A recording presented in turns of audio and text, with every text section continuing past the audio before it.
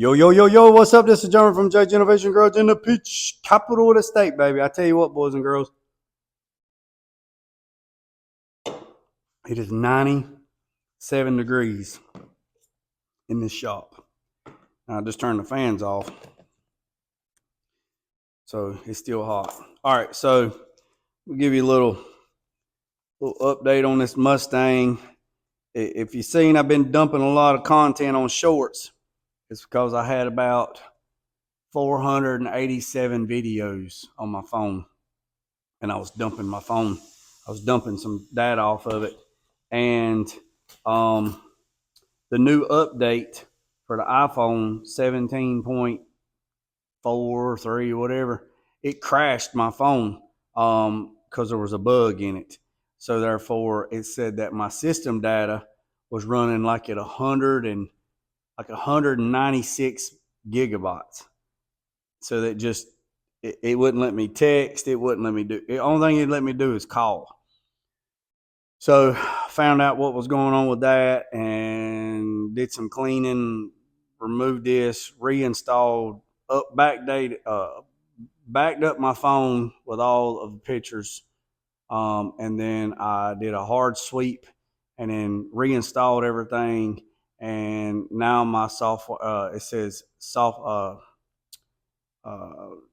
the update. The update's like at 11 gigs, but the system data up underneath it, it's like it says it should be in between 7 and 18 gigabytes. So now I freed up like 186 gigabytes on my phone. Plus I dumped a bunch of short videos, and then I found some old videos from the Mustang. It's long gone for putting floor pans in, and there's a couple more videos on there I'm watching. I'm going to watch later on, like tech videos. I think they're like 2 years old. And I guess I just got busy and didn't upload them to anything, YouTube or Facebook. But anyways, I'm going to upload them. I'm going to talk to you about this 85 GT bumper. All right. Nobody makes a Pacer front bumper. Nobody. Pacer was from 1979 to 1982. Or all the way, 82.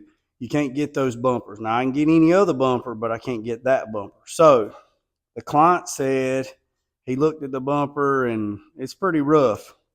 But he told me to do the best I can. Don't worry with it. And later on, if somebody makes a repop, he will buy a repop.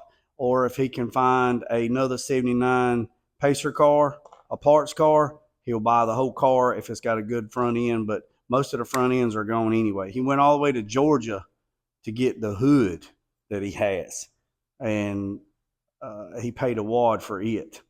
So enough of that. Let's talk about body filler and bumper bite. It's 97 degrees, okay? There's a lot of people that say put less hardener in the summer and more in the winter. That's not entirely true. You need to follow the instructions, okay? The instructions on the back of the bag and on the can says 2% per weight, all right? I know that they'll give you these little mixing boards. Don't use cardboard, but I'm just showing you on this piece of cardboard. I know some of them, they put a golf ball size and put a half a rib in a hardener, and you're good to go. People's been doing it ever since the beginning of whatever, and if it works for you, keep going, but nobody's consistent, not even me. Bondo is a brand. Filler is what it is. You have 3M, you have Evercoat, you have Bondo. Everybody says, oh, it's got a lot of Bondo in it. Bondo is a brand. Filler is what it is. Okay? 3M owns Evercoat, so if you're using Evercoat, you're using 3M. So nevertheless, and if you're using Sems, you're using 3M. 3M has a lot of umbrella companies, just like PPG. PPG is the mother company, and they have hundreds of under companies underneath it. And you say, well, I'm not supporting 3M, but I'm going to support Sems. Well, you're supporting 3M because 3M owns Sems.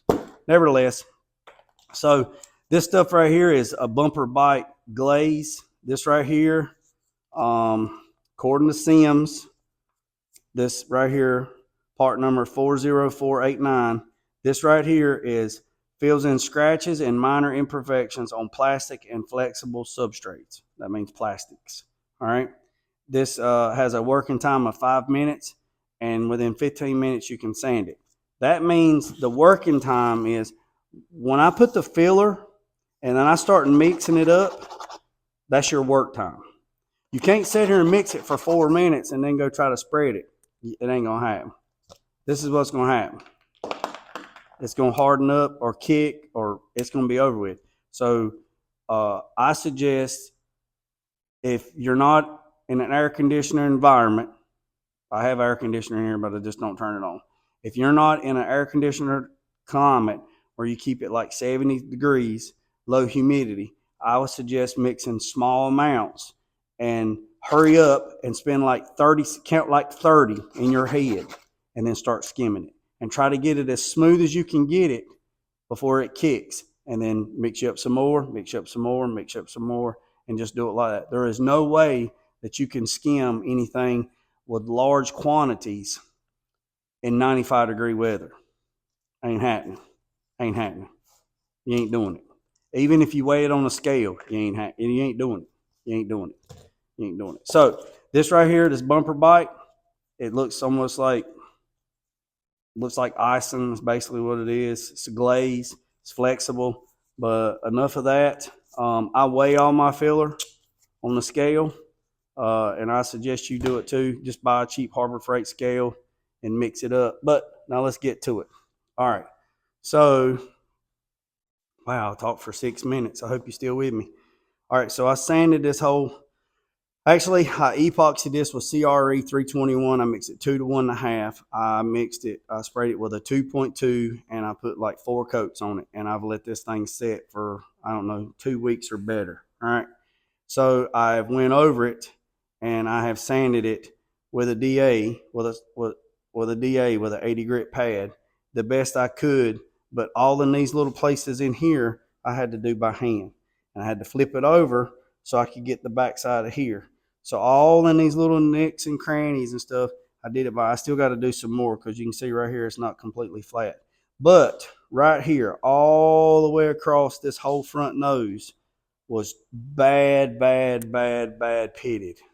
And I didn't want to sand down into it because I ain't got much material. So what I did, to make it easier, is take you a piece of tape, this 1.5 inch tape, blow off all the dust.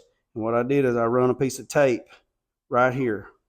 I put a piece of tape in that groove because I don't want to fill that groove up. So I run a piece of tape all the way across. And then I took a piece of tape and I went right here and I run it all the way across. And then another piece of tape and another piece of tape. So my tape was my backer. So I'm gonna put the camera up, and just bear with me and I'm gonna show you.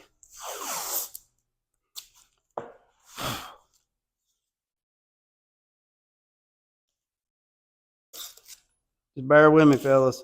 I'm gonna show you what I did. All right, I'm back. All right, so check this out.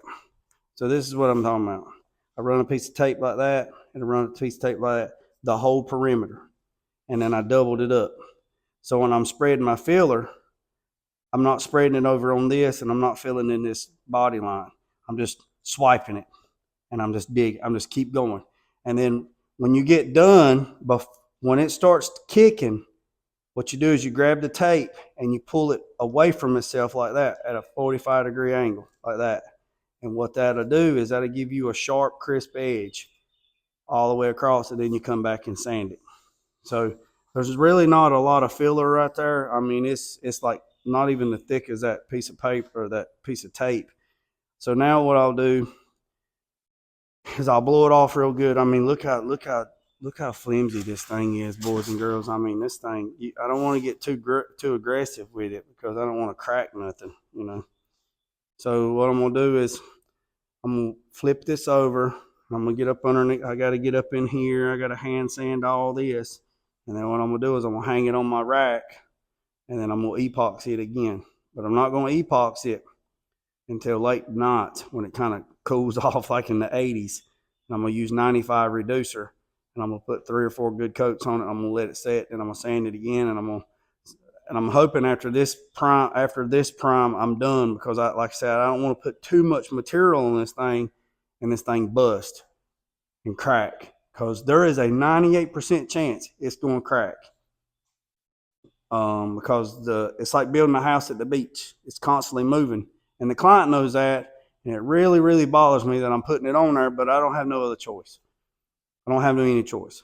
So once I get this done, I'll let him look at it.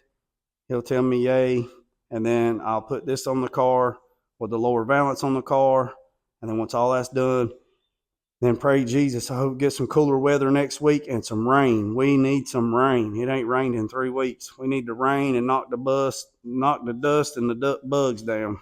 But that's that. And so recap on this is Sems bumper bike.